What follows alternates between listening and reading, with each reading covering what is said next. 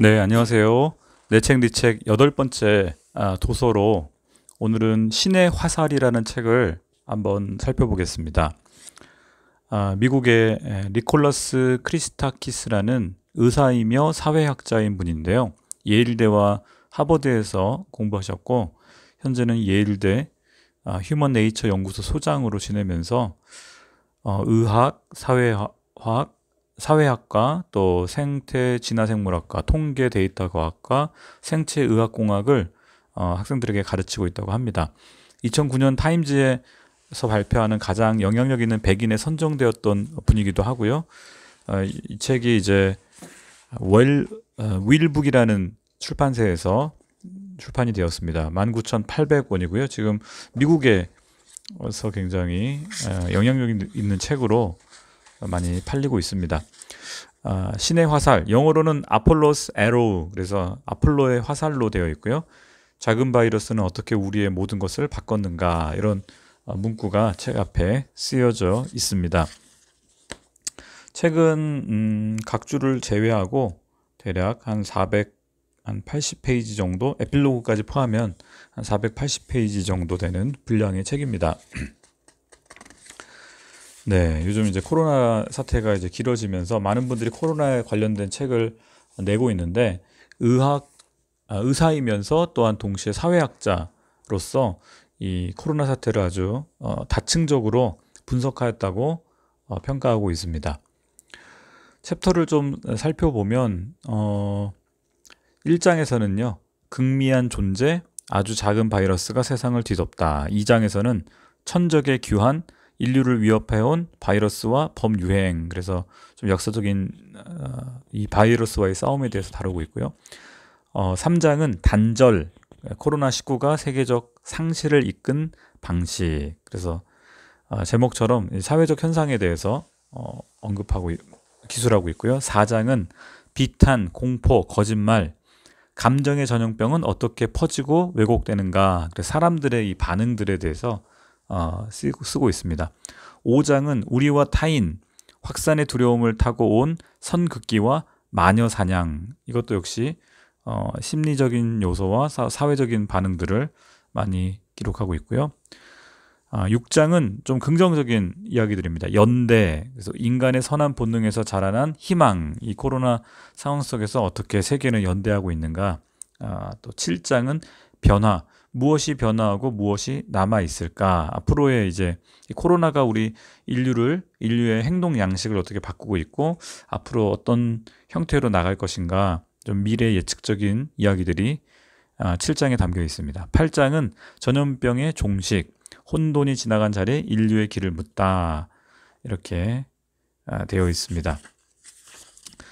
프롤로그에서 좀 인상적으로 저는 이제 보게 된 것은요, 이 책에 쓴 목적에 대해서 또 기록하고 있는데 18페이지입니다. 이 책에서는 우리가 처한 상황을 생물학적, 사회적으로 조망하고 인류가 과거에 비슷한 재난들을 어떻게 겪어냈는지 알아보고 우리가 이 상황을 어떻게 극복하게 될지 설명하고자 한다. 큰 아픔은 있겠지만 이 상황은 끝나기 마련이다. 내가 치명적 전염병 분야에 나름의 소견을 갖게 된 것은 여러 방면의 경험 덕분이다. 나는 다년간 공중보건을 가르쳤고 국제적 공중보건 프로그램을 시행했고 호스피스 전문의로 일하며 죽음을 앞둔 환자와 유족들을 돌봤고 네트워크 과학으로 전염 현상을 분석했으며 사회학자로서 사회 현상을 연구했다. 그러나 코로나19 범유행의 양상은 지금도 끊임없이 변화하고 있다. 아직 생물학적, 임상적, 역학적, 사회적, 또 경제적, 정치적으로 알려지지 않은 사실이 많다. 우리 행동에 따라 결과가 계속 바뀌기 때문이기도 하다. 앞니를 뚜렷하게 내다보기 어려운 상황이다. 시간이 흘러봐야 알 수 있는 것도 많다.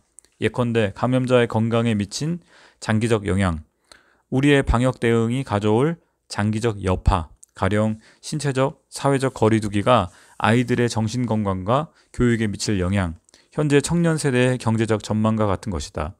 백신이 언제 나올지, 위험성을 어느 정도일지, 백신으로 인한 면역력이 얼마나 오래 갈지도 아직 알지 못한다. 이런 불확실성 가운데서도 모든 개인과 사회는 여러 관점을 두루 살피고 과학적 사실을 최대한 파악하여 현재 시점에서 최선의 결정을 내려야만 한다. 이게 아주 중요한 핵심 구절이죠. 네, 아폴론이 트로이에 퍼부은 역병은 신들의 여왕 헤라와 아킬레우스의 개입으로 결국 종식됐다. 아폴로는 열흘 동안 무수한 목숨을 앗아간 끝에 죽음의 활을 내려놓았다. 유행병은 언젠가 끝난다. 하지만 그 과정에서 우리의 모습과 우리의 역사가 만들어질 것이다. 굉장히 문학적인 그리스 신화의 이야기를 가지고 지금의 현상과 또 본인의 어떤 의중이나 이 책을 쓴 이유를 아주 짧은 문장이지만 잘 묘사한 것 같습니다. 한국어판 서문도 있는데요. 이렇게 돼 있습니다. 백신 그 이후 신은 아직 활을 거두지 않았다. 이 글을 쓰고 있는 2021년 여름, 아주 책이 나온 지 얼마 안 됐습니다. 2021년 여름, 미국인들은 마스크를 벗고 희망을 품기 시작했다. 일상으로의 복귀라고 하면 1년 전만 해도 무모하고 순진한 이야기 같았지만 이제는 해볼 만할 뿐 아니라 당연하다는 느낌마저 든다. 파멸적이었던 미국의 코로나19 범유행은 이제 어찌 보면 끝나가거나 적어도 끝나가는 과정에 접어들고 있는 듯하다. 하지만 역경은 끝나지 않았다. 미국은 물론 전 인류는 바이러스가 남길 크나큰 임상적, 심리적, 경제적, 사회적 여파를 겪을 수밖에 없다. 세계 곳곳에는 아직 바이러스 초기에 생물학적 충격을 겪으며 큰 피해를 입고 있는 나라들이 있어 우려를 놓을 수 없는 상황이다. 세계 인구의 거의 5분의 1을 차지하는 인도는 처음에 대규모 사망 피해 없이 지나가는 듯 했다. 2020년 9월에 코로나19 사망자 수가 첫 정점을 찍고 하락하자 논평가들은 어리둥절했다. 인구 구성이나 경제와 기후 조건이 비슷한 멕시코, 브라질 등과 비교할 때 인도의 초기 피해 규모는 그리 크지 않아 보였다. 그러나 결국 인도의 행운은 요행에 지나지 않았던 것으로 드러났다. 전염병 범유행은 어떤 지역은 스쳐가고 어떤 지역은 강타하는 등 종잡을 수 없는 경우가 흔히 있다. 결국 2021년 봄에 2차 파동이 인도를 덮쳤고 여기에는 전염성과 치명성이 더 높은 변이 바이러스의 출현도 한몫했다. 네. 지금 이제 델타 바이러스에 대한 이슈가 굉장히 크죠. 네, 변이에 대한 언급들도 했고요. 2020년 8월에 탈구한 이 책의 초판에는 나는 미국의 사망자 수가 50만에서 100만 명에 이를 것으로 예상했다. 지금 2021년 7월 여름 이 서문을 쓰고 있는 이 2021년 6월 현재 미국의 사망자 수는 61만 3천 명이고 최종 수치를 확인하려면 시일이 좀 더 지나야겠지만 초과 사망은 앞으로 더 많이 이어질 것으로 보인다. 전 세계 코로나19 사망자 수는 2021년 6월 현재 375만 명 이상으로 알려졌지만 지금도 인도, 인도네시아, 나이지리아, 브라질 등 인구가 많고 인구 밀도가 높은 지역에서 코로나19가 기승을 부리고 있다. 그 밖의 나라에서도 범유행이 결국 잦아들기 전까지 많은 사망자가 계속 이어질 것이다. 이제 2019년 코로나 바이러스의 범유행은 지난 100년간의 최악의 호흡기 질환 범유행 중 두 번째로 이름을 올릴 것이 분명해 보인다. 첫 번째는 스페인 독감, 1918년에 있었던 스페인 독감으로 전 세계에서 3,900만 명 이상, 미국에서 약 55만 명의 사망자를 냈다. 두 바이러스가 등장한 시기의 세상은 여러 면에서 서로 달랐지만 우리가 바이러스에 대응하고 맞서 싸운 모습은 놀랄 만큼 비슷하다. 그래서 이렇게 좀 비교를 하고 있고요. 방역을 가로막는 세 가지 주된 요인이 있다. 소포에 따르면 이제 그 사이언스에 1919년 5월 사이언스에 게재했던 조지 소퍼의 글을 인용을 합니다. 그러면서 그 당시에도 이 스페인 독감 직후에 방역을 가로막는 세 가지 요인을 1919년에 이미 조지 소퍼가 언급했었는데요. 첫 번째는 대중의 무관심, 또 중증도, 이제 환자의 상태죠. 중증도가 워낙 복잡 다양한 양상을 보이는 호흡기 감염병이기에 위험성을 제대로 알지 못하고 간과하기가 쉬웠다. 둘째, 개인적 성격의 조치가 필요한 점. 자기 생각에는 그저 가벼운 감기에 걸렸을 뿐인데 남들을 보호하려고 엄격한 자가격리에 들어간다는 것은 인간의 본성에 부합하지 않는다. 셋째, 감염자가 스스로 감염 사실을 인지하기 전에 병이 전파될 수 있다는 점이다. 이 1919년에 사이언스에 실었던 조지 소포의 이 방역을 가로막는 세 가지 주된 요인이 오늘 2021년에도 동일하게 영향을 주고 있다는 사실이죠. 우리는 2020년 1월 말에 이미 밝혀진 바이러스의 기본적 역학 특성에 대한 데이터를 바탕으로 그리고 수천 년에 걸친 전염병의 역사적, 역학적 지식에 힘입어 코로나19 범유행의 생물학적, 사회적 전개 방향을 거의 발생 초기부터 예상할 수 있었다. 예상을 벗어난 일은 거의 일어나지 않았다. 바이러스가 통제를 벗어나 인간 사회에 퍼지기 시작한 순간부터 우리는 지난 수백 년간 각종 호흡기 질환 범유행마다 일반적으로 나타났던 생물학적 변화 과정을 그대로 밟아왔다.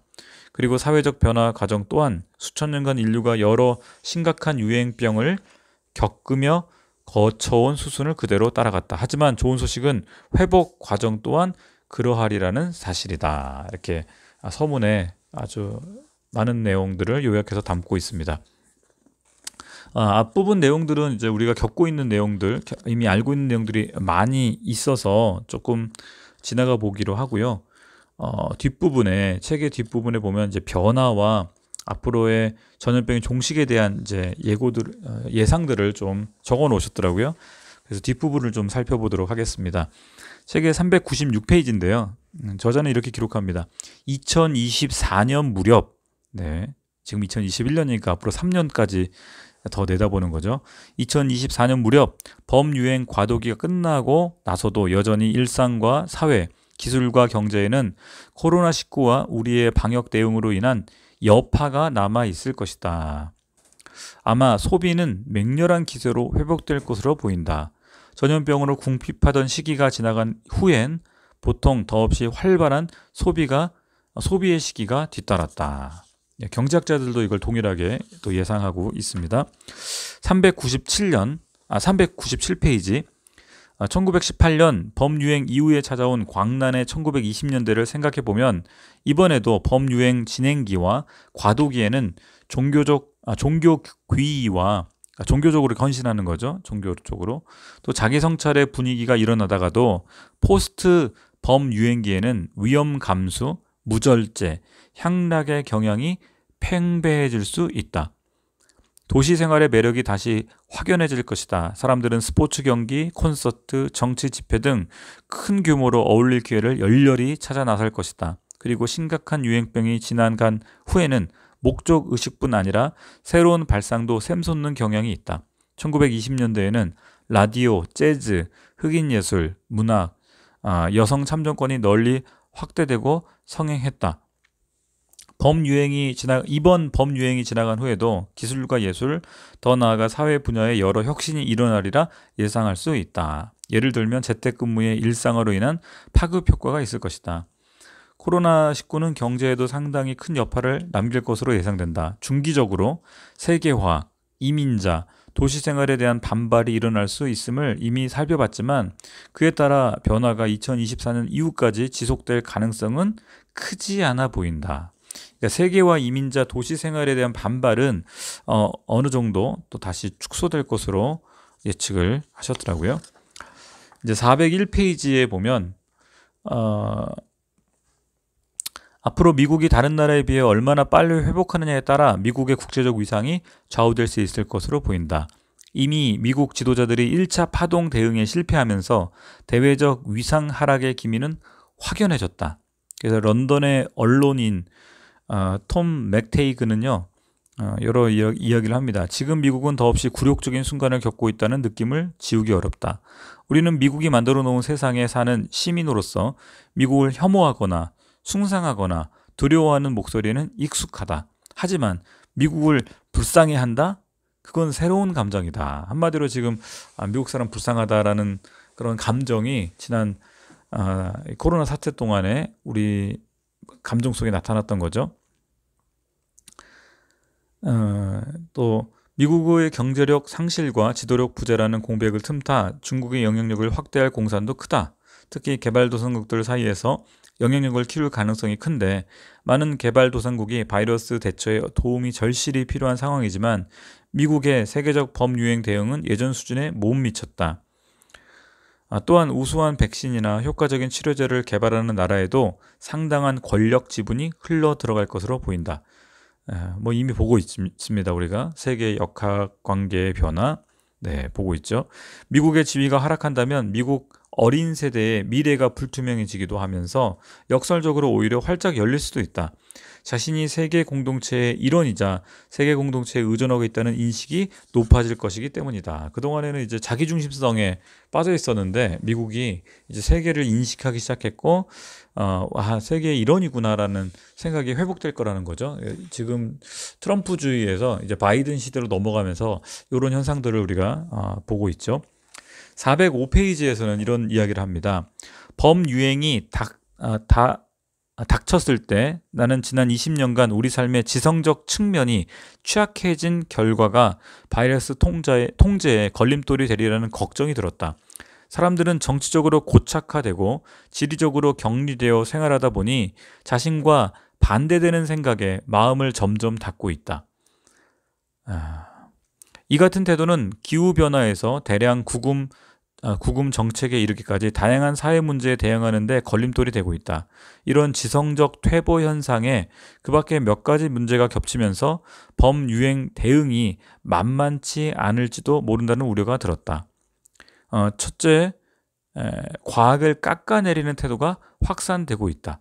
과학은 정치적 목적을 거둘 뿐이라고 보는 사람이 너무나 많아졌다. 심지어 객관적 진실에 접근할 수 있다는 생각 자체를 포기한 사람도 많다. 이를테면 우파 정치인들은 기후변화나 총기폭력 관련 연구 결과를 받아들이려 하지 않고, 또 반대로 좌파 정치인들은 인간 행동의 유전적 요인을 부인하고 싶어 한다.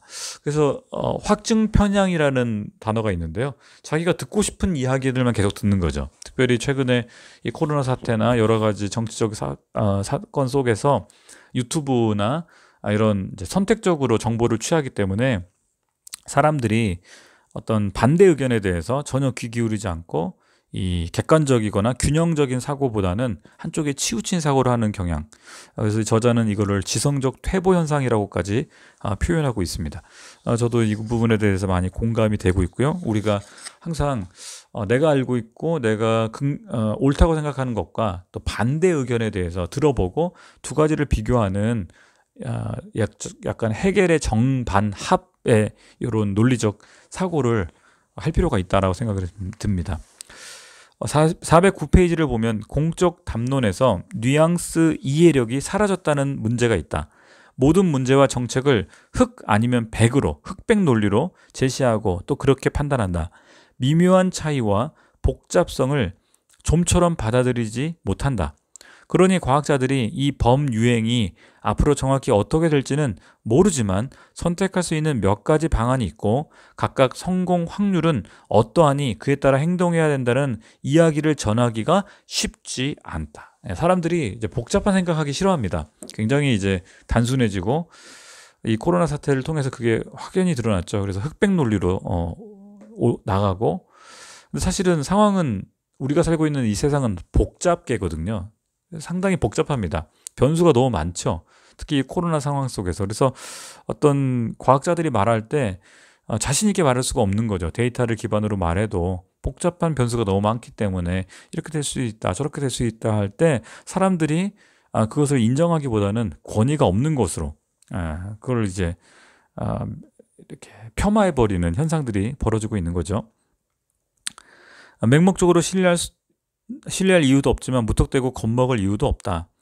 짤막한 문구와 영상으로 모든 소통이 이루어지는 시대에 과학자들도 이제 조금씩 파악해가고 있는 복잡한 바이러스에 사회가 대처하기는 쉽지 않다.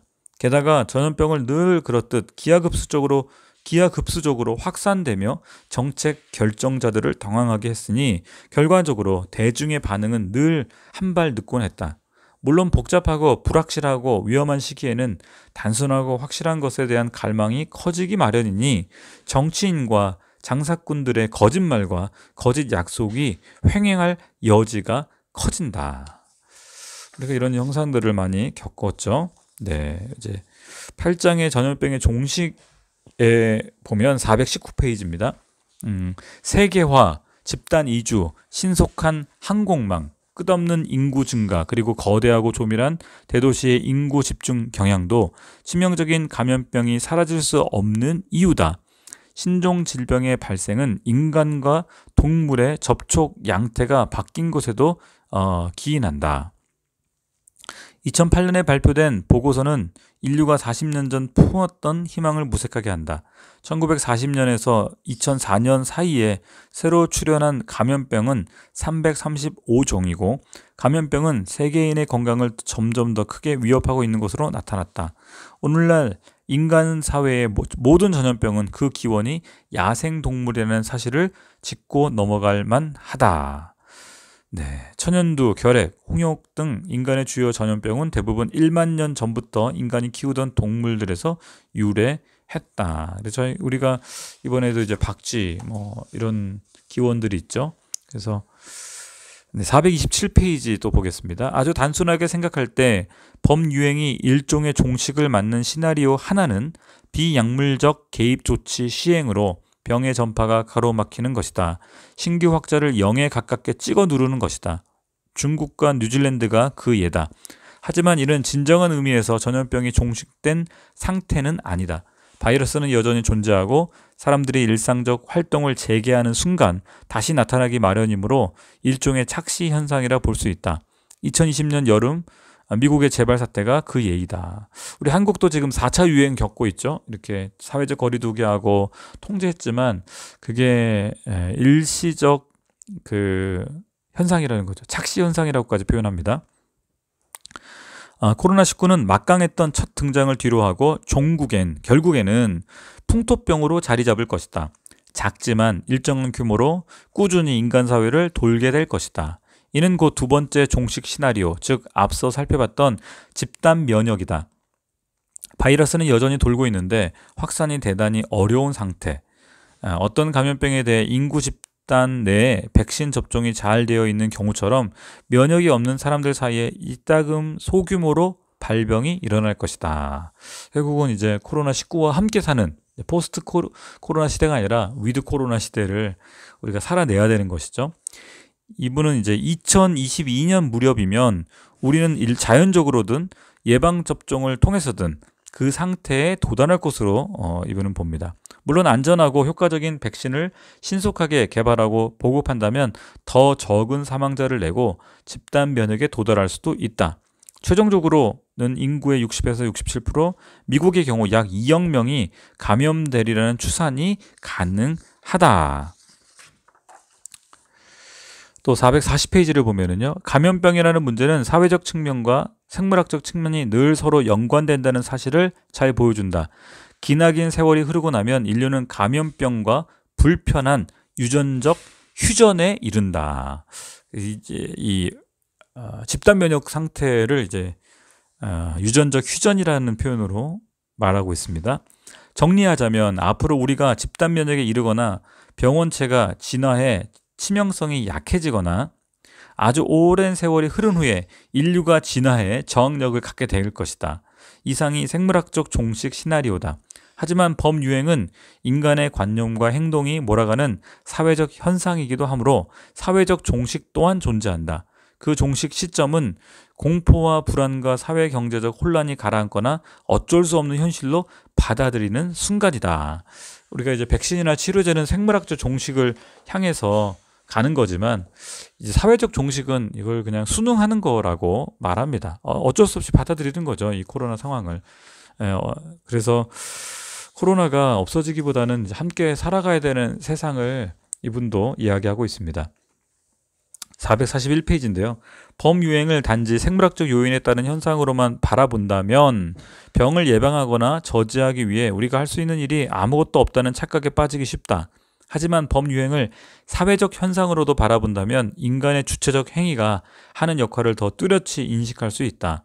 범유행의 출현과 확산 양상에 우리가 기여하는 면을 더 자각할수록 대응도 더 선제적이고 효과적으로 할 수 있다. 코로나19 범유행을 온갖 악재가 동시에 겹쳐 일어난 완벽한 폭풍, 퍼펙트 스톰이라고 단정하기는 쉽다. 네. 그래서 앞으로도 이런 퍼펙트 스톰이 또 올 수 있다라는 거. 그래서 이번에 이 코로나 사태를 겪으면서 우리 전 인류가 어떻게 보면은 처음 겪는 일은 아니에요. 1918년, 19년 스페인 독감도 있지만 우리는 처음 겪는 거죠. 우리 세대는. 그래서 앞으로 이런 일이 벌어질 수 또 있을 때 사회적으로 어떻게 대응할 것인가 굉장히 중요함을 강조합니다. 445페이지인데요. 사람들은 그 현실에 둔감해져 있는 듯 하지만 코로나19는 여전히 미국에서 매일 약 1000명의 목숨을 앗아가고 있다. 사육에 사로잡힌 정치인뿐 아니라 많은 사람이 코로나19 유행을 자기 마음대로 끝낼 수 있다라고 생각하는 듯 했다. 2020년 5월 초에 미국이 비약물적 개입 조치를 완화하기 시작할 무렵 토머스 프리든 전 질병본부장은 이렇게 말했다. 우리는 지금 정치, 이념, 여론의 압박에 밀려 봉쇄를 풀고 있습니다. 그 결과는 좋지 않을 것이다. 아니나 다를까 많은 사람이 놀라는 반응을 보였다. 휴스턴은 뉴욕시의 전철을 그대로 밟았다. 그레이트 에벗 텍사스 주지사는 뉴욕 정치인들처럼 한때 상황이 잘 통제되고 있다고 했다가 3주 후에는 최악의 상황은 이제부터라고 말했다. 우리 한국도 이걸 경험하고 있죠. 풀었다가 어떻게 보면 여론의 압박을 받아서 또 통제했다가 또 경제가 어렵다 하니까 또 풀었다가 지금 작년부터 4차 유행을 겪으면서 이게 뭐 사회적 종식이 아니라 계속 늘어나고 있고 최근에는 1,500명대의 뭐 확진자들이 계속 몇 주째, 3주째, 4주째 나가고 있는 상태고 코로나 단계가 4단계로 계속 유지되고 있죠. 2020년 여름 첫 봉쇄 이후 경제활동을 재개한 첫 시도는 몇몇 대도시에서 결과가 좋지 않았다. 급히 서둘러서 얻은 이익이 무엇이었는지 분명치 않다. 또 대중에게 앞으로 일어날 수 있는 사태를 미리 교육하는 노력의 부재도 실망스러웠다.